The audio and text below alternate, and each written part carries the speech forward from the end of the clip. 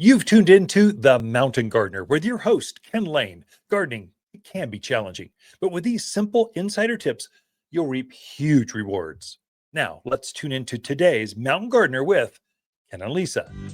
And welcome to this week's edition of The Mountain Gardener. Your host, Ken Lain, here every week, talking about the landscapes of northern Arizona. Autumn, it's just before Thanksgiving, and things are feeling beautiful in the mountains of Arizona. This is God's country. I don't care what time of year, what season. This is the place to be. It is so nice. I'm having quite a few customers coming in, and the pine trees have just thrived this year. So we went from drought a year or two ago into they had moisture. They had last year's winter moisture. They had the spring's growth. They just grew. If you cared for your pine trees, natives or ornamentals are, you planted it there. Natives are, you built your house around it. No matter the conifer, the pine tree, they thrived. Now, here's the question that people keep asking. It seems like my ponderosa pines are dropping more needles than usual. Are you seeing that elsewhere? Yeah. My pinyon pine trees have more debris coming down. My junipers have more, my conifers, the evergreen plants are dropping more litter, more needles, more pine cones, more this year than past. And let me explain what's going on. So what happens is when a spruce tree, a fir tree, an Arizona cypress, when an evergreen conifer elongates in spring, you get one growth out of this a year. So it elongates in spring, and they put on a lot of growth this year. So now that those needles they've matured, they've thickened, they've got this nice waxy coat to them, they got a deep, rich green or blue color to them. They're happy. Then what happens? They start to put another band of ring on, another band of wood, ring of wood onto that tree. So the tree physically gets bigger on the branches and on the trunk itself. After that, the bark actually gets thicker. And so with all this new growth, so the new candle growth, the new branches have elongated. So now that this year's growth is now shading last year's old growth. So the inside of this plant doesn't get as much sunlight as it used to. Now it's put on an extra band of wood. And so now the tree's gotten larger. The bark has gotten thicker. And so the needles that were tapped into that live tissue underneath, they've actually feeding off the structure, the roots, the nutrients coming up from the roots.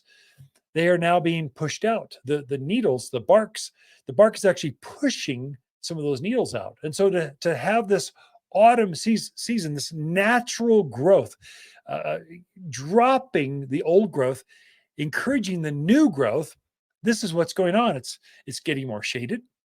It needs sun. The days have gotten shorter. So it's going, oh, okay. I don't have enough sunlight to keep all the foliage going.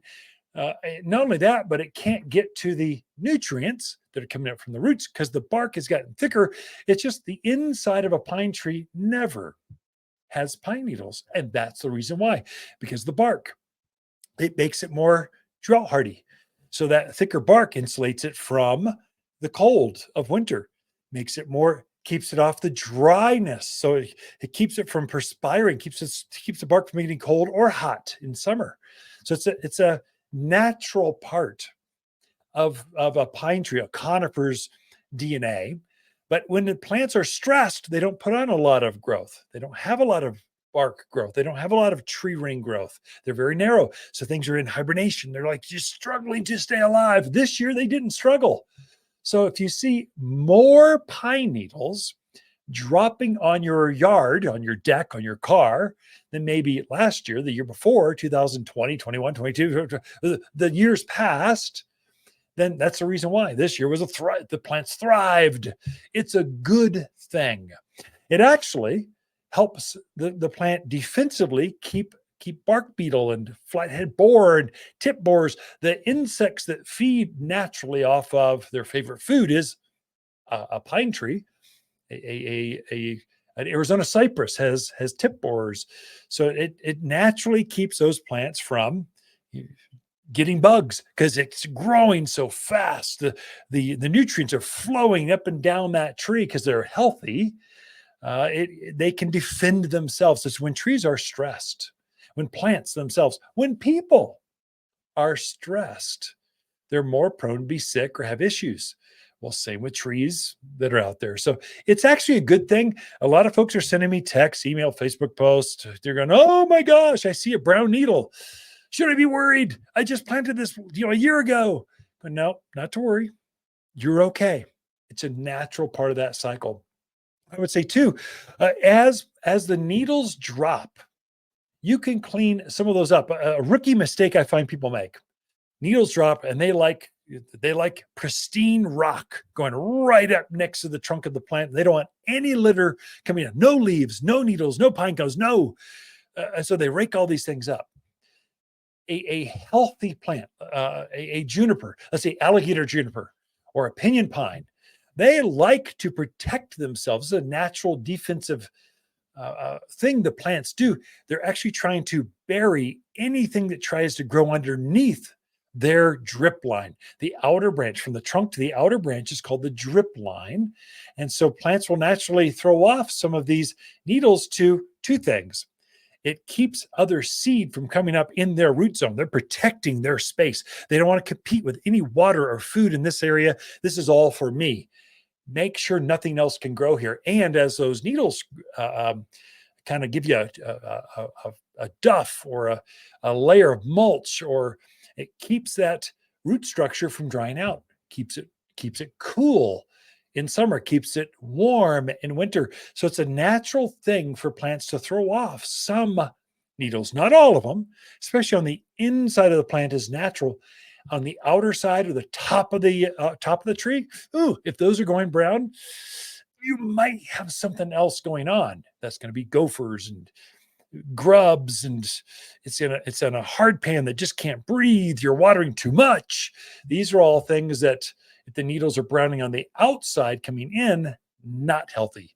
On the inside of the tree, throwing off a few branches, perfectly natural. Don't worry.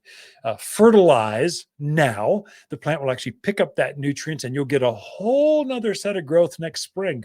Your most important feeding of the entire year is now, especially for evergreens. So they're going to use this food to form the candle growth, the elongation of that next year's growth is going to be done with this year's this plant food you put down right now is so important. Same for fruit trees. The fruit tree will pick up the food now and form next spring's leaf bud and flower buds. So your fruit next year, the amount of fruit you get is dependent on how much fertilizer you give it right now. So it's super critical, and you need an organic, granular food. Stay away from that liquid Miracle-Gro junk. It goes through the food, through the ground so quickly the plant can't pick it up. It needs granular foods. Stay away from those chemical fertilizers. You're going to put that turf builder on there, this chemical-based fertilizer, going to burn off your worms, the good things that are in the soil. It'll help form next spring's bud, but you're doing damage while you're doing good for the plant. So organic foods help feed the plant, and it doesn't get rid of or shoo off or scare away all your worms, mycorrhizal colonies, all the good things that are happening in the soil. And you're not going to poison yourself. Chemical fertilizers, they're easily picked up and thrown into the groundwater, into your well water, and you folks on wells, please, for the love of gardening, use organic fertilizers, plant foods. We make our own here. They're for us. They're much safer for your pets, for the birds, and for you. And you'll have more worms and stuff. So I'd say don't stress out if you see some pine needles dropping. It's normal. It's this time of year. It always seems to happen. Enjoy the autumn colors as leaves drop and needles drop. Keep some of those needles down there. It helps to insulate the plant. A little bit is good. A lot, maybe clean some of that up. So we've got a lot in store for you this show. Don't go anywhere. We got Lisa Watters Lain coming in with your garden questions right after this. Watters Garden companion plants for November are flowering pear, English ivy, camellias, and Vanderwolf pine. Vanderwolf is related to Arizona pines with fluffy foliage. It's remarkably resilient in dry Arizona soils. Makes a graceful specimen in yards or expansive estate landscapes. This distinctive pine, long, twisted, silver blue needles covering the dense branches. Carefree and easy to grow. Shop by store or online at wattersgardencenter.com. We are back with Lisa Watters Lain in the studio. She comes each week with your garden questions. Just what are your neighbors talking about? What do we see on Facebook, Twitter, emails, response back to our newsletter, our garden club members? They know how to get a hold of us and ask all the really juicy questions. And so we just try to summarize some of those. Welcome back to the studio, Lisa. Thank you. Good to be back. It is good to be back, isn't it? It is. Back in the rhythm of things. So Yeah. I whisked my girlfriend off to Took his wife too. well, same thing. Girlfriend, wife, to Germany, Austria. We went to go visit friends in Austria, and they live here and they live there. And they said, you should come visit. We'd love to. And so off we went the last couple of weeks. And Austria is beautiful. I would say so. Absolutely beautiful. We went at the perfect time. Yeah. All the colors were changing, and it's probably one of the best displays of color that I have seen. It was just gorgeous. Of course, you got the Alps, so you're displaying the color against the Alps, and there they are. So I know, but it was gorgeous. It was absolutely gorgeous. The country is very lovely, very very nice people. I think we were treated very very well. They love Americans. They love. They're very hospitable, very cordial, very almost like a southern. Like the south of the U.S. is very friendly, maybe more friendly than New Yorkers. Well, it's that. They're very friendly. And they like to help you and just kind of tell you about their country. Where have you visited? Oh, you got to go here too. Very proud of their country. It's awesome. Oh, it's beautiful. It was the town we were in was kind of a little town. It's a big ski town. Yeah. Of course, we weren't skiing then, but I would definitely go back. Definitely beautiful. We're seeing again. We also went to Munich, kind of flew into Munich, went to Austria, came back to Munich, which is big city.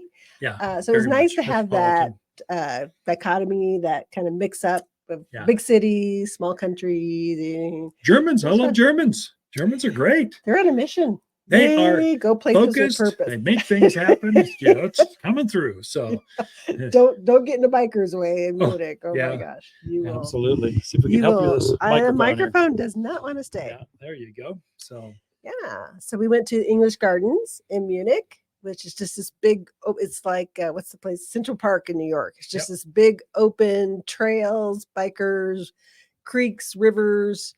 That was fun too. Oktoberfest, just off of that. So some Oktoberfest, but there's lots of fall color. So it's autumn in that part of Europe is stunning. I mean, Germany is a great country. Love going to the Autobahn. If you're in the fast lane, get over it and get out of the way because there's a Lamborghini coming on you now at 50 miles. Don't be driving a minivan. It's like you're on a tricycle out there, the freeway. Get out of the way.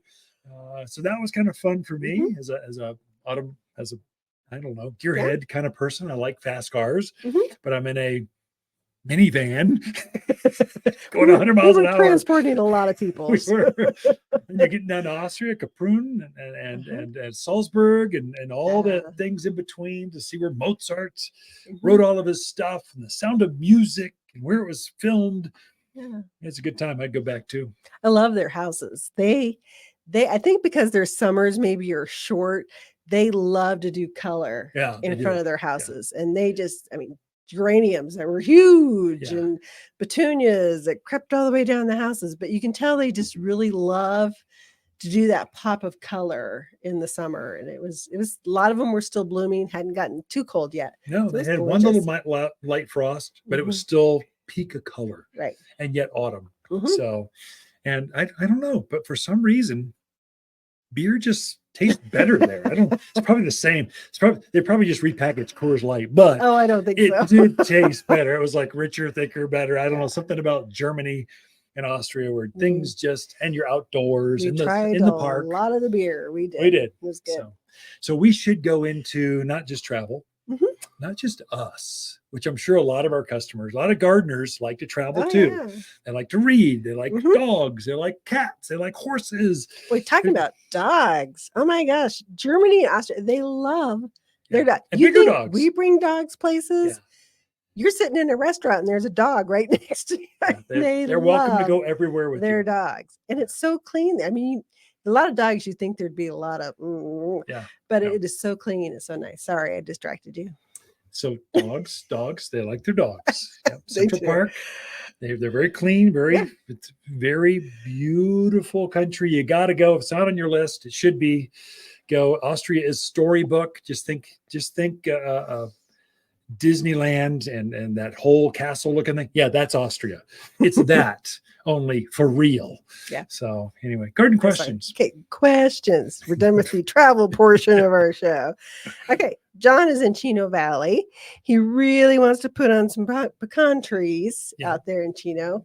Can you put pecans in Chino? Will you get the nuts? Will they grow? Yeah. John, no. So there are some pecans. Pecans will grow out there, no question. They will be beautiful, magnificent, great shade trees. The question is, will they put the nuts on? So they seem to grow. So pecans thrive at this elevation. They put the nuts on up to about 4,000, 4,500 foot level. What's Chino Valley? About 5,200, 5,600, depending on where you are on that valley. Right. You're definitely at 5,000 plus. If they fruit, they won't be very much, and it will be very infrequent. If you want a pecan tree or if you want a nut tree, go with walnuts.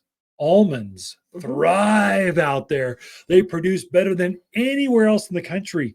So maybe there's some better choices. I don't know. I would say no. Same for pistachios, right? Pistachios, high level. Yeah, they put the nuts on. It's just they grow at the same elevation, so about the same place. There'll be a beautiful tree, beautiful red. But if you want the nuts, there's really only two that are consistent every time. Of course, Arizona walnuts grow up here, but Carpathians, the thin-shelled ones, it'll grow up here too. And almonds. I mean, it says almonds do really well up here. Yeah, almonds probably a better choice. Okay. At this elevation. That's probably true. All right. Jake in Prescott Valleys has a chase tree and a desert willow. They kind of took a hit with that first frost. They did, Looking kind of bad right now. He wants to know, can he trim them back now? Or do you need to wait until later in the season? Yeah, so a lot of those summer blooming shrubs, they were stunning. Some of them were still in color. And then we got cold just a few days ago, and the foliage got burned back. So they turned brown, black. They just don't have green. They don't have fall color. They just went yuck. So the cold, they just caught them by surprise. And so, yes, you can prune them back better. Let me quote the book for you first. The book says to wait until the cold of winter has slowed down the sap and the structure of the plant to where when you make a cut, there's no weeping of sap. That's not quite now. We've had one little quick cold snap, but not enough to really slow down the metabolism of that plant. So you'd be better off, if you can, to wait till after the new year. Because by then, in another month, it's truly cold. We've had several nights of cold and the sap is not flowing as quickly. And mainly the insects that were floating around aren't going to be attracted to, if it does weep, aren't going to be attracted to that sap coming out. So if you can wait 4 or 5 weeks, do that. But if it's just driving you crazy and you got to do it, it's safe for the plant. Will bugs find it attractive? Yes. Have they been killed back enough? No. Could you keep an eye on it? Yeah, you could. But if you could, ideally do most of your pruning the New Year's through March of next year. That's the peak window. And I'm just quoting the Pruning Encyclopedia 101, if you can. But a lot of folks, they get really impatient. They don't want any brown leaves on their branches. They just want twigs or evergreen. If that's driving you crazy, if it's not too big, you could go through and kind of knock those leaves off, or take a broom in there and kind of knock them off. I get how this looks, but yeah, if you can hold off and be patient, it's better. Yep. Well, we are out of time. So thank you, Lisa, for coming back in. We'll have you back in here in a couple segments. Ken and Lisa Lain, the Mountain Gardeners. Be right back right after this. Grow extraordinary succulents and cactus indoors. Water succulents are easy with lots of shapes, sizes, and colors. Whether you're looking for a small cactus for an office desk or a huge statement succulent in your living room, we have the perfect plant. But what are you waiting for? Extraordinary succulents and cactus await you at Watters. Visit Watters Garden Center in Prescott today or wattersgardencenter.com to find the perfect succulent for your home and office. So the last of the vegetables, my summer vegetables, have been picked. There's no more. There's no more cucumbers, no more tomatoes, at least in my garden. So I didn't protect them. I covered them for a few nights, and I went, okay, that's it. That's enough. It's got too cold, too strong. And the way you can tell when your vegetables are done, basically the foliage turns black. And so what happens is these are tropical plants, things that form a fruit. So your eggplants, pumpkins, squash, beans, these are things that form an actual fruit that you pick off and use in the kitchen. Those are typically tropical plants. They love the summer. They do not like frost. And so we've had our first frost, at least here in the Central Highlands. You folks maybe in a little lower elevation. Your time's coming within days, but basically we're here at the end of the season. The way you know frost got to your plant is a tropical plant has zero antifreeze in it. And so if you look at them cold, if you get close to 32 degrees or freezing, they turn black. So the sap inside the foliage or the stems, the structure of the plant, the cells of the plant literally explode. And the plant just wilts and dies. And the indication will be the next morning, the leaves are black. They look like someone took a blowtorch to them. So they just melt. They just turn black. And it can be just the top edge turns black. And then as we get a few more nights of cold, of freezing, the whole thing will turn black. Well, I mean, okay, I've seen a few black leaves. I know it's over. We're done. I'm going to pick those few last fruits on the inside of the plant, pick those, and then harvest. Then the rest of the plant. I've actually pulled the plants out of the ground. Actually, Lisa went through and she cleaned up our gardens for us. It looks magnificent. We haven't quite gotten the soils ready yet, so I'll bring home a few bags of manure. I'll spread that 2 to 3 inch layer over the entire garden area and let it just sit there and percolate all winter. Kind of let it go. And then next February, a couple months, 2-3 months from now, I'll go ahead and turn that in, get our soils, get the bone meal, get everything ready for planting of potatoes next March, for onions and garlics and lettuce and spinach. There's a whole series of cool season plants. So there's 2 seasons: warm season, tropical plants. These are tomatoes, things you pick the fruit off, cucumbers, eggplant. These are things you're picking the fruit. Those are summer plants almost always. Things you're picking the flower, the stems, the foliage. Those are winter plants. So those are lettuce, spinach, parsley, arugula. There's a whole series of them. If you're harvesting broccoli, you're eating the flower of that plant. Those are things that like the cold. They don't like summer. They bolt. They lose their flavor. They get bitter tasting. A sweeter cauliflower is picked when it's still chilly at night. So they like the cold. They've got a lot of antifreeze built into them. That's why they're so good at their antioxidants and that kind of thing. So they're very healthy for you. And you can plant those. I'd say you could probably still plant some now and harvest by Christmas. So especially a little bit more mature plant. And so by March, I'm starting to plant all those things. So my potatoes go in the ground, root crops, radishes and carrots, they go in then. So I'm getting my soils opened up. I'm getting some organic matter back onto a 2 to 3 inch layer, let it sit there. And then in February, I'd say between February 1 and Valentine's, sometime in there, I'll put my fertilizers down, get them ready, organics. I'll put my bone meal in there. I'll get things just kind of ready to go. I'll turn that to 1 shovel's depth. Then it'll let it sit for a week or two. And by March 1, we are back into the full-on gardening season. By then, you've got daffodils blooming. Your winter jasmine are in full bloom. Your winter blooming camellias, they're in bloom by then. I mean, spring's on. So that's the beauty of this part of the country, of this part of the state, Arizona. We're 4 seasons, but it's super mild. So yeah, we'll take a little break here for 2-3 months. And we're right back at it, which is kind of exciting as a gardener. Get to see things. Pansies, we're putting a lot of pansies in right now. Heuchera. These are winter blooming things. We're so mild. Yes, it's winter, but it's so mild. They bloom right through winter.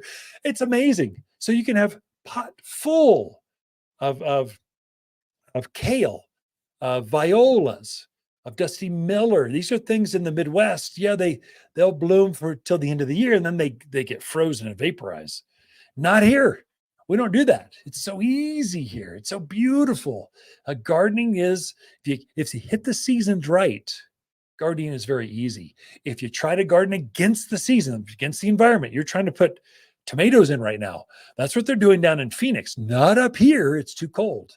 Here we've had in our kales and our ornamental cabbages, our violas and pansies and lettuce. These are things that love being planted now. So work with the season, not against it.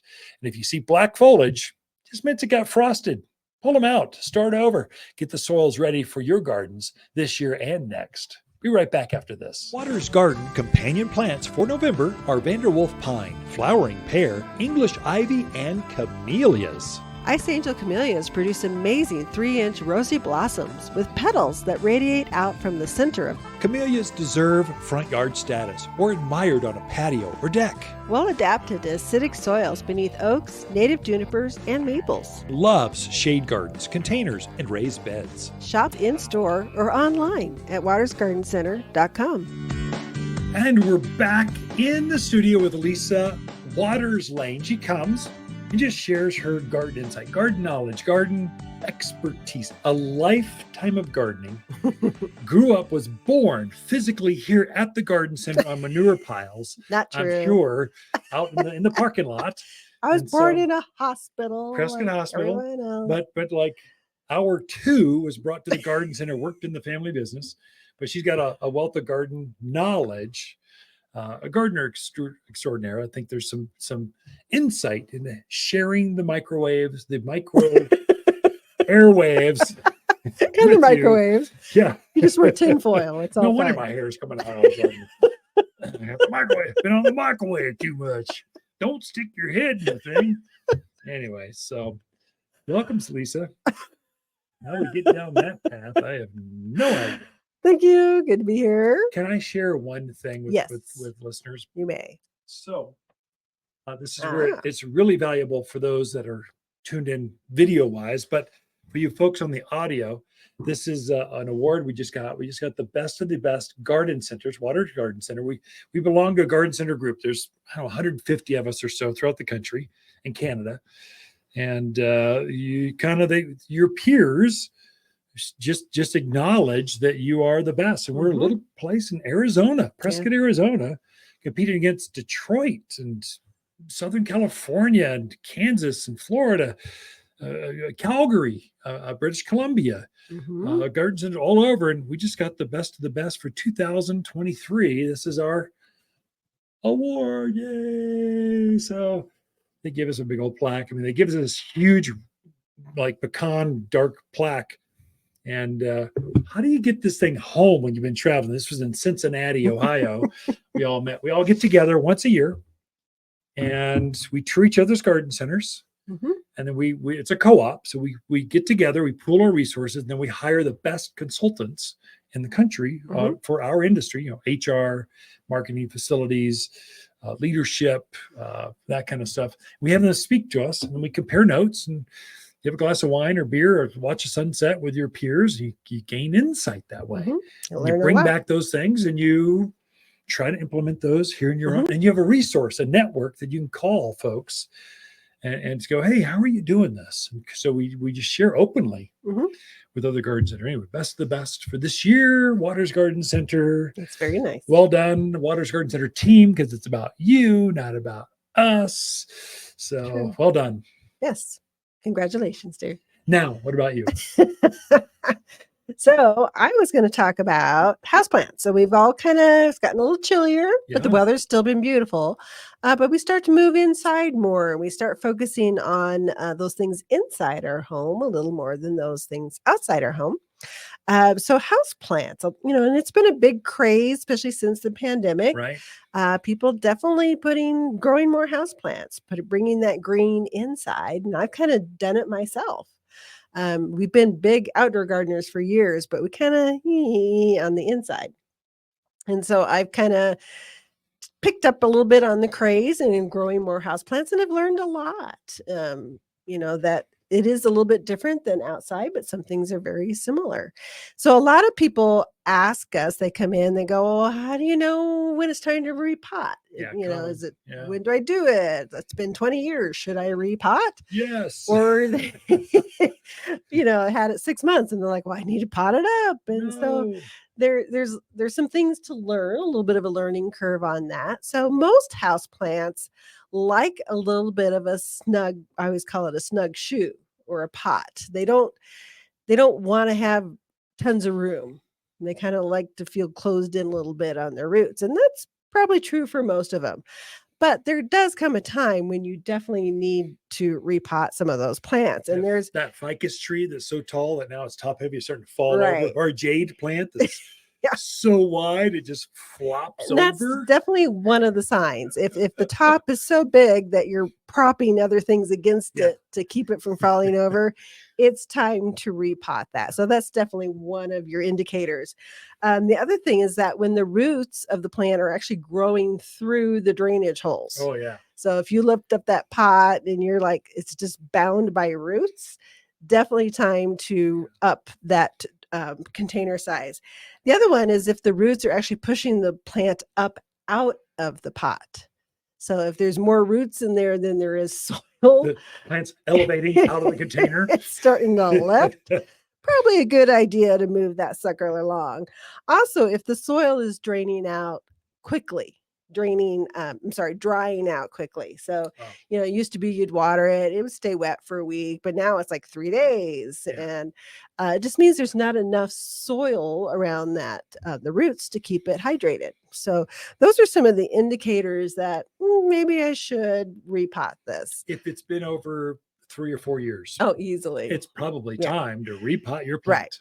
And it's, I've repotted things for people where I've actually had to break the pot to get it out. It's been 3 years too long. Right. So it's a good idea to look at your plants, see how they're doing. When you're ready to repot, you want to go up to an appropriate size. You don't want to go from a 4-inch to a 12-inch. Typically you want to go up one size. Now, if that plant has been in that itty bitty container for a long time, maybe you go a little bit bigger to give it some room to stretch out. But typically it's one pot size up at a time. So if you're in a 6-inch, go to an 8-inch, 8-inch, go to a 10-inch. So that's just kind of a good rule of thumb. Also think about that pot, that plant. Is it a moisture loving plant? Is it like a Dracaena or a ZZ plant that wants to be dry? Think about the soil you're putting in with that plant. So if you have a sedum or a succulent or like a ZZ, things that just kind of like to go on that dry side, use more of a succulent soil. So they make a really good cactus mix soil, succulent soils. Sometimes if you're not quite sure, mix it with regular house or potting soil. And that way you're kind of getting the best of both worlds. I got to slow down and talk.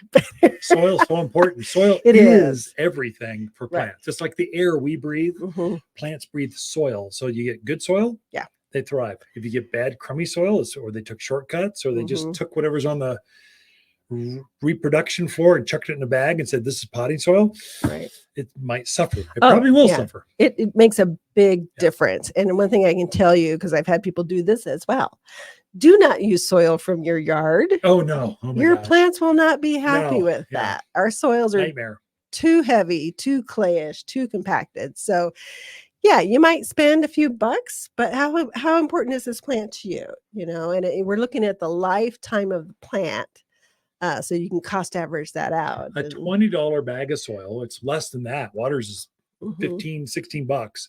It's going to last you for 3 years. I mean, Right. per month, that's like pennies. Yeah. Do it right the first Definitely. time, and you're going to have years of enjoyment down the road. Mhm. And also pick out a good pot. Yeah. We Pretty have pot. some beautiful ceramic pots, and all of them have good drainage. That drainage hole is important, people. Yeah. And it's important when you water it, you want that water to come through that drainage hole and let it drain. That way, you know you're getting all those roots watered enough, and it's not going to sit there like a bathtub. Your roots aren't going to rot on there. So that's very important as well. Also, real quick, because I know I'm running out of time, they do make African violets. They make an African violet pot. Oh, yeah. Good point. So it's really great to plot into those because you're watering from the bottom. The water, moves through the terracotta on there. Also orchids. So they make specific orchid pots because orchids really like to have air around their roots. So they make pots that have the holes on the sides that really are beneficial to them. So picking out the right pot, the right size, the right soil, all those things can really make a difference in how your houseplants behave. If you're in doubt, bring it to us. If it's Yeah. small enough to put in the car and bring it to us, we can help you repot it even. Do that a Or lot. show you the right size, the next size up, or the right style. If you have an orchid that's still in that plastic sleeve from the florist, bring it in. It's good to bring it with you so you can put it in those orchid pots and see which style looks best because they're beautiful. They're pieces of art. An African violet pot is an actual piece of art that you plant that's made for African violets specifically so the leaves don't spot and they bloom longer. You're going to water less. And so if in doubt, bring it. If it's so big you can't bring it in, well, take a picture, take a measurement. We can help you with that. Lisa, thank you so much. We are out of time. Ken and Lisa Lain, the Mountain Gardeners. Be right back after this. Watters Garden companion plants for November are flowering pear, English ivy, camellias, and Vanderwolf pine. Vanderwolf is related to Arizona pines with fluffy foliage. It's remarkably resilient in dry Arizona soils. Makes a graceful specimen in yards or expansive estate landscapes. This distinctive pine, long, twisted, silver blue needles covering the dense branches. Carefree and easy to grow. Shop by store or online at wattersgardencenter.com. A joy of mine is finding folks new to this kind of, they're gardeners, maybe down in Phoenix or desert, more tropical, Palm Springs, Southern California. They're new to four season gardening. And they come in and they're going, oh, I'm used to palm trees and figs and things down there, but I'm not sure what's up here, but I know I want one plant. It's that tree. I'm not sure what it is. It's evergreen. It's got a pine needle, has this layering, and they're describing it looks like a Christmas tree.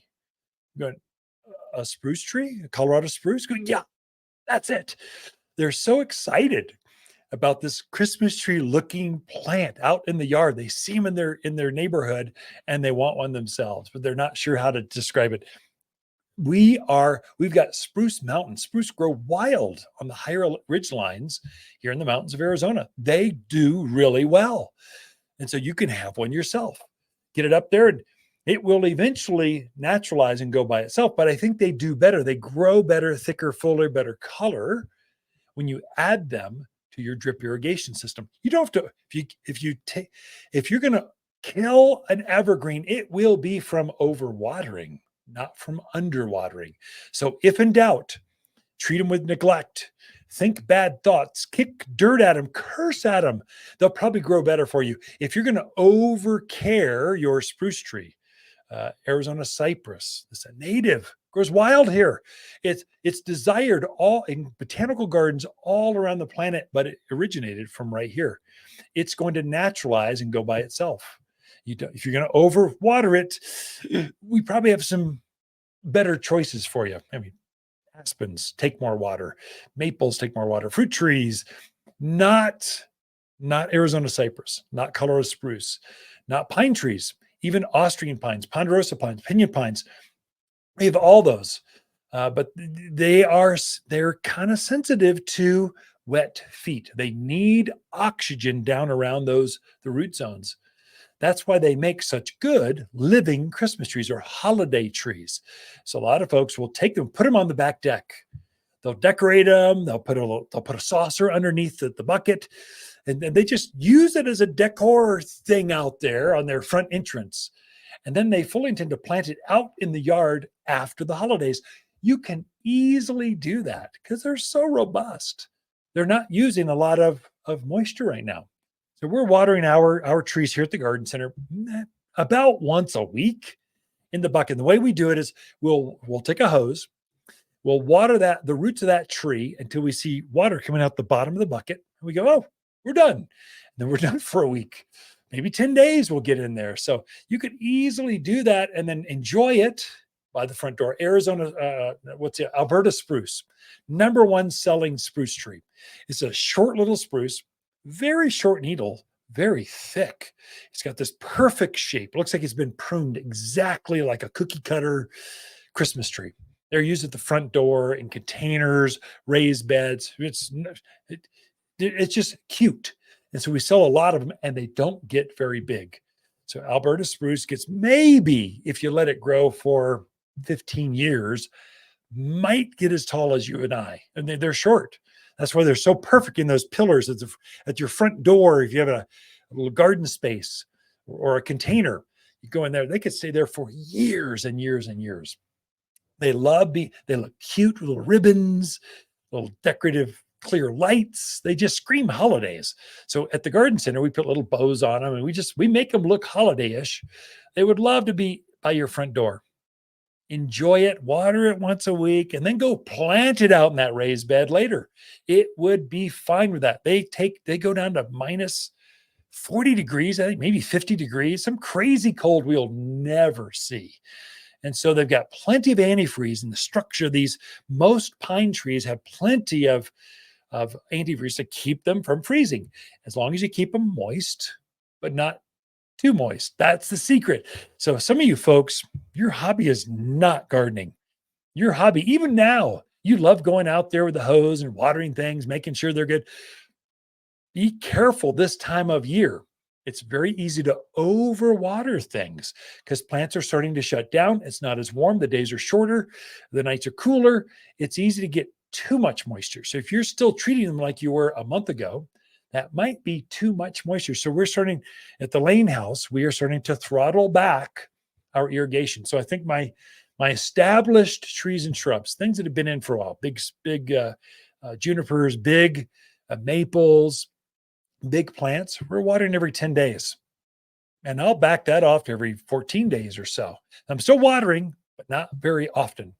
So I'm still watering the same amount. So the valve, the time frame, I'm still watering for an hour and a half when I have the system cycle.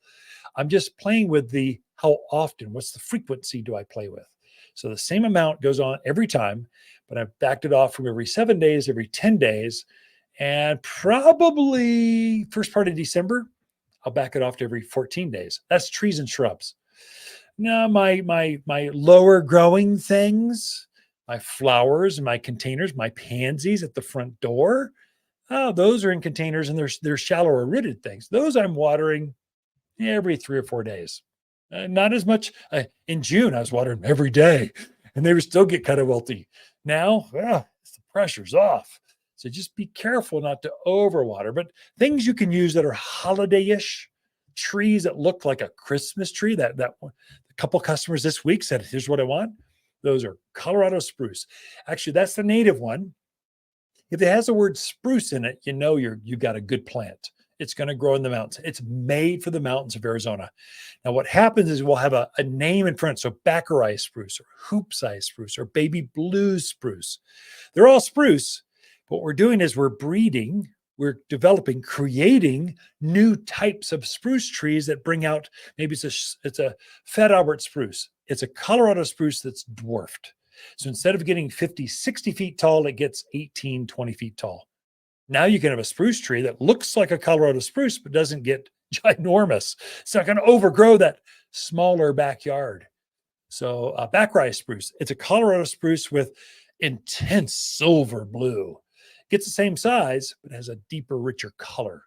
You've got baby blue spruce, rich color, small footprint, tighter, fuller. So it's the cousin of a Colorado spruce, but it stays smaller and thicker, fuller and bluer. So we're bringing out characteristics of that spruce family. And so you get this very desirable look to it. And so as you shop them, you'll be going, oh, really, I'm drawn to that one. I can't look how pretty that is. They'll call to you. But the traditional one, the one that grows wild here, that's Colorado spruce. I know it's in Arizona. I would rename it and call it an Arizona spruce, but it's all the same. This lower part of the Rockies, that's the spruce tree that grows. Pine trees the same way. So everyone wants a ponderosa pine, but I wouldn't have one of those in my yard. It's basically a trunk sitting out there at the side patio. There's a better one called Austrian pine that has the same long needle, but it holds its foliage right down to the ground. Much better as a landscape specimen, pretty tree. You get the same long needle, same rich green, thick look to it, but it holds its foliage better and it's not as trashy. Ponderosas they're always throwing things. They're always throwing trash into the yard. Austrian pines, they don't do that. Vanderwolf pine. It's also related to that whole pinus, the whole ponderosa pine series, but it's got a real blue color to it. Actually, the top of the needle is blue, the bottom is white.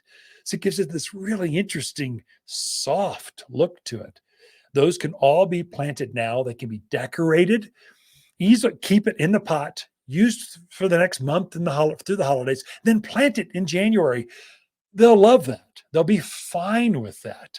Just keep them, water them, some, but not too much. So about once every 4, 5, 6, 7 days is enough in the bucket. And once you get it in the yard and you plant it out in the gardens, in the landscape, once a couple times a month is more than enough to keep that thing happy. Then you're going to get this tremendous growth next March, April, typically sometime in there, whenever spring hits, you get this new growth and it'll look like a fabulous new plant. You can have a evergreen tree used for the holidays. So for Christmas tree, you can have a living tree that's planted later out in the yard, your yard. Got more in store for you. Be right back after this. For luxurious evergreens in the yard, look no further than Watters. We have a luscious selection of evergreens that look their best in winter, so you can enjoy a beautiful landscape no matter the cold. Locally grown for stunning appearance and ability to thrive in cold weather. Perfect for that touch of luxury your neighbors are sure to be jealous of. Luxurious evergreens at Watters Garden Center in Prescott and wattersgardencenter.com. Your one-stop shop for evergreens. Visit us today. Now, what I love about being a small business owner, let me just share that real quick. Really, I probably shouldn't go this deep, but hey, we're just all friends, right? We're just neighbors talking over the fence, and here's a little piece of my heart. Here's what makes me tick. And so I love coming to work and the strategy. I mean, merchants, we're trying to figure out what's going to make our community happy, what makes our customers talk and want to share in community and building up. And I do it with plants. And so every day I come to work and I've got a team of people. We've got a tremendous, we've got an A team of gardeners that just love working with our family and helping them figure things out, how to connect with the community, how to make them better. I just told them today, I went, at a manager meeting, I went, I'm trying to give you skills, not so that I can make more profit. I'm trying to give you skills that you can use here at the garden center that also you can use at home in the community with your churches, your communities, your bowling league. I'm trying to make you better as a person, as a whole. And if you do that, I think you love coming to work better. I think you like working with each other. It's hard to make friends anymore. And so work is an easy way to come and make friends, to have relationships. We spend more time together here than we do even at home. And so I should create a place where people just love coming to work. My team shows up early. They're always on time. They're trying to make a difference. They're with you till the end. That is fun. So to create a place that's just fun. And I think if you do that well, customers talk about it because they sense it. They can come into your place. They think it's all about the plants. yes, plants are inspiring. We are a botanical garden. It does feel, you do feel better in the space, but that space was created by my team.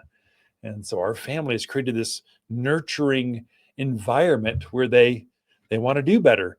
The other thing I love, other than building teams, is you're never bored. So I tend to get bored easy. And so we're doing a lot of different things. And in today's era of technology, things never change. So we're trying to launch this brand new online store. Now, I've had online garden centers since the 90s. I mean, this is so 1990s. Oh my gosh, everyone's got this old school, boring website. But no, you got to keep up. Come on. And so you're trying to admire the key players out there. You look at Apples and the Amazons and the latest Etsy thing that's going out. You're trying to be trendy and correct. So we're launching a new Shopify online store, replacing our Lightspeed, which has replaced it keeps getting upgraded. And so we launched a new store during COVID and it worked. And now it's time to polish and make it even better. So we're pre-ordering a lot of our plants. So for our core customers, they can go to the front of the line and pre-order their Christmas cactus, their poinsettias. Fruit trees are coming up very quickly for early pickup next spring, actually late winter. And so we're trying to get better at this. We sold 50 Christmas cactus. It overwhelmed us. We weren't ready for that. They're picking them up starting Monday. So they're coming in this weekend. We're trying to get them all dolled up, but it is exciting. I love coming to work and trying to figure things out. You never get bored. You're constantly using your brain trying to go, how can I make it better? How can I get customers to talk about it? What are gardeners going to love? So for those of you that ordered a few of them, we sold like 50 Christmas cactus. We've got over a dozen poinsettias already sold. Alberta spruce or courthouse spruce, we've got already pre-selling for the front doors. Thank you for supporting that. And thank you for being patient because we dropped our site went down for a little bit and then it came right back up. So I love coming to work every day and trying to figure it out here at Watters Garden Center. Thanks for tuning in, folks. Until next week, Lisa and I camp out here at Watters Garden Center, and we love talking to fans of the show. Grow extraordinary succulents and cactus indoors. Watters succulents are easy with lots of shapes, sizes, and colors. Whether you're looking for a small cactus for an office desk or a huge statement succulent in your living room, we have the perfect plant. But what are you waiting for? Extraordinary succulents and cactus await you at Watters. Visit Watters Garden Center in Prescott today or wattersgardencenter.com to find the perfect succulent for your home and office. For a more fruitful garden, increased success in the landscape that just feels better, then tune in daily to the Mountain Gardener podcast. Subscribe through your favorite podcast streamer or visit wattersgardencenter.com. Better yet, visit me directly right here at Watters Garden Center. Thanks for tuning in.